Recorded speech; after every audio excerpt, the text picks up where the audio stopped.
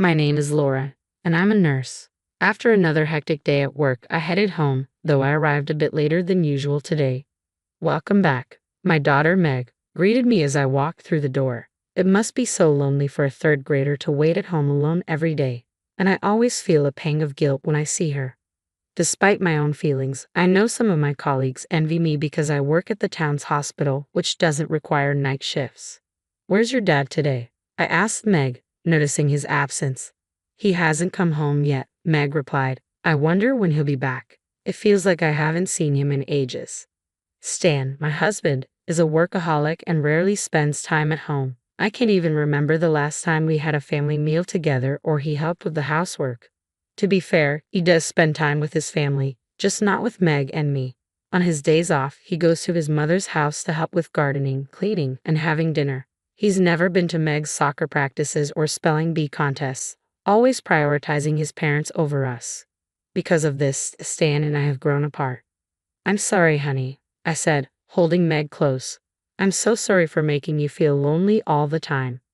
I'm fine, Mom. You come home every day, so that's enough for me, Meg reassured me.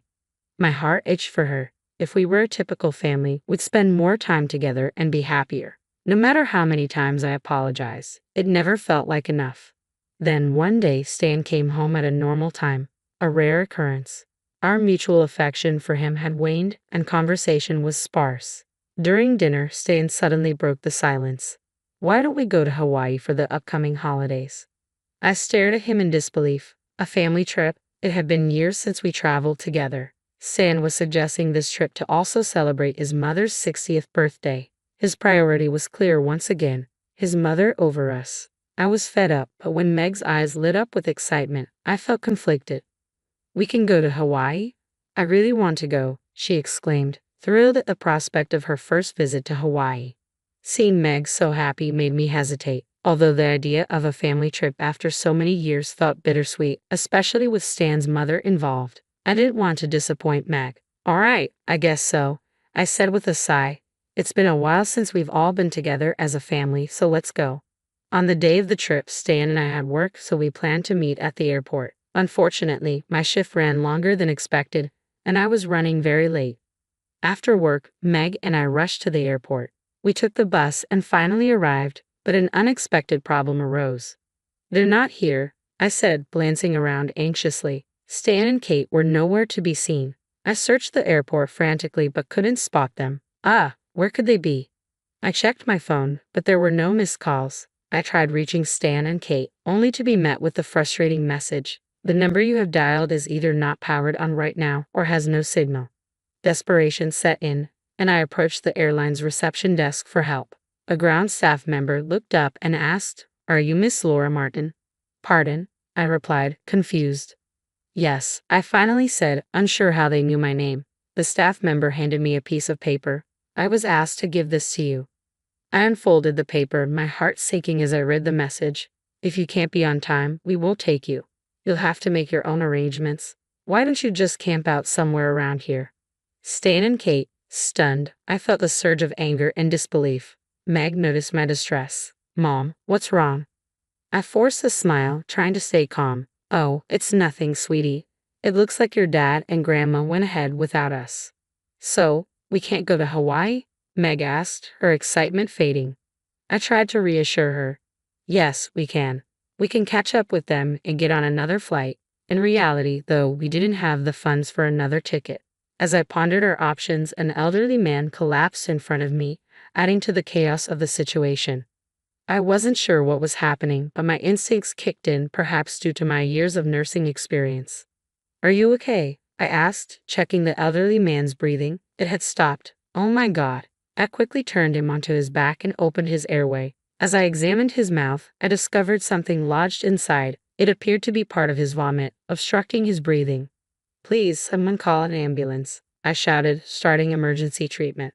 When the ambulance arrived, the old man was swiftly transported to the emergency room. Fortunately, he regained consciousness. "Was it you who saved me?" he asked weakly. Yes," I replied, though I felt I had only performed a basic procedure. "That's not true," he'd insisted. "Thank you so much." I thought I was done for.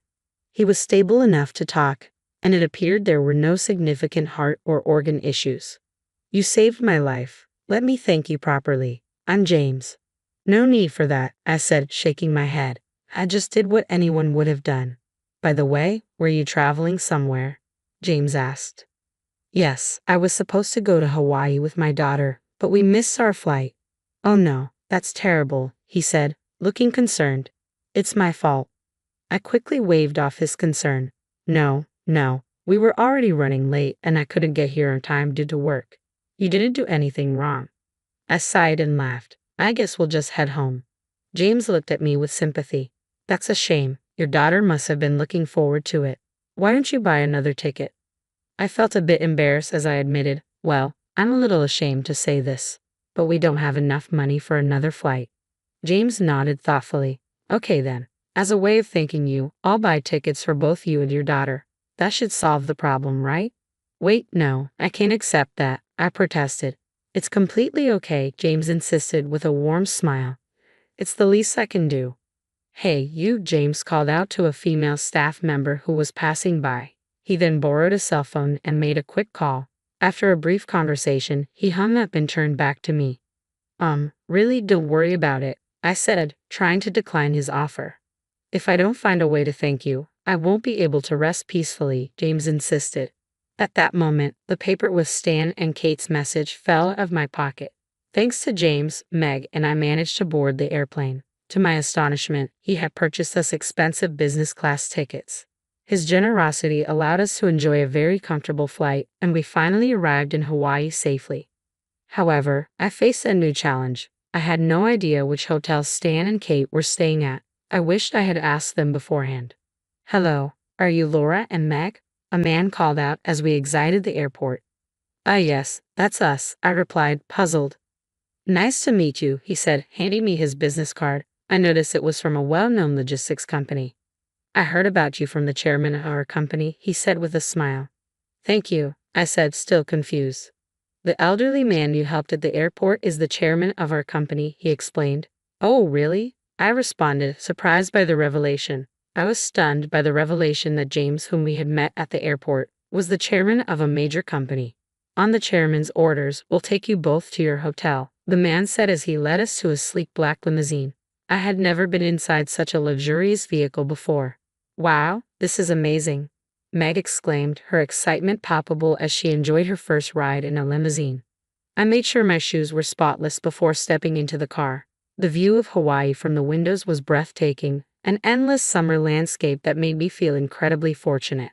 At one point, I doubted we would make it, but seeing Hawaii's beauty made me so glad we managed to come after all. Meg pressed her face against the window, soaking in the scenery. When we arrived at a grand hotel, its opulence was evident. As we approached, I realized a crucial detail. Oh no, I didn't book a room, I mumbled to myself. Please don't worry, the man assured me. We've already reserved a room on the top floor. But I don't have enough money for this, I protested. You don't need to worry about that. The bill has already been taken care of, he replied. I was astonished by how much James had arranged for us. This level of VIP treatment was unfamiliar and left me feeling bewildered. Inside the hotel, I was amazed by the room. It was a lavish suite, far more spacious than necessary for just the two of us. The view of the ocean and the stunning sunset from the large windows was nothing short of spectacular.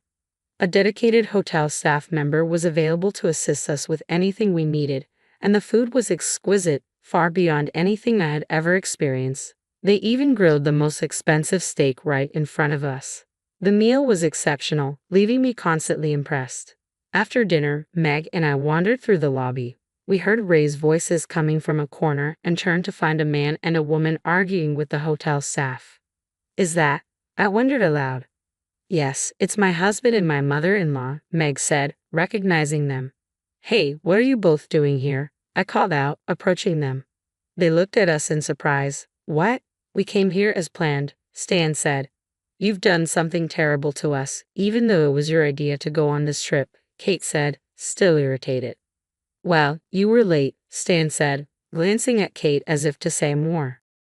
I feel bad about that, but you didn't have to suggest we camp out, I replied, feeling frustrated. Kate didn't seem remorseful at all for her actions. The confrontation left a sour note. but I tried to focus on making the most of our unexpected and luxurious trip. I couldn't bring myself to forgive them. By the way, why are you arguing with the hotel staff? I asked Stan, who looked furious. When I tried to check in, they told me to leave. I don't understand what's going on, Stan said, seething. I turned to the hotel staff for clarification. Can you explain this situation? The staff member nodded. We were instructed not to let these individuals stay here. They left our very important and valued guests behind, which is unforgivable.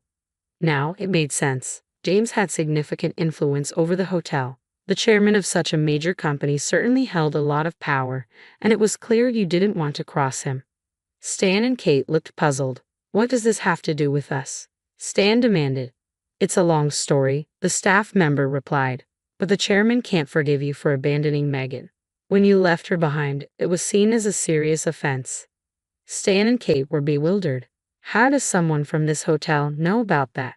I understood their confusion but felt it was what they deserved. I took out a business card, the same one given to me by the man who had helped us from the airport.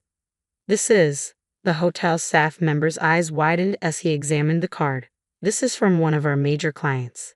Stan's face turned pale as he took the card from me, his hands trembling. Kate's expression mirrored his shock. You know the chairman of this company? Stan asked, his voice quivering. Of course, I replied. He collapsed at the airport, and I helped him. In gratitude, he arranged our flight and booked our hotel room. Kate fell to the floor, trembling. What's wrong, Mom? He's in the same gym club as me, Kate stammered. Everyone looks up to him. The coincidence was staggering. I was amazed to learn that my mother-in-law knew the chairman. Before Kate's revelation, I had already learned about it from James himself. He had seen the paper that fell from my pocket and recognized the situation.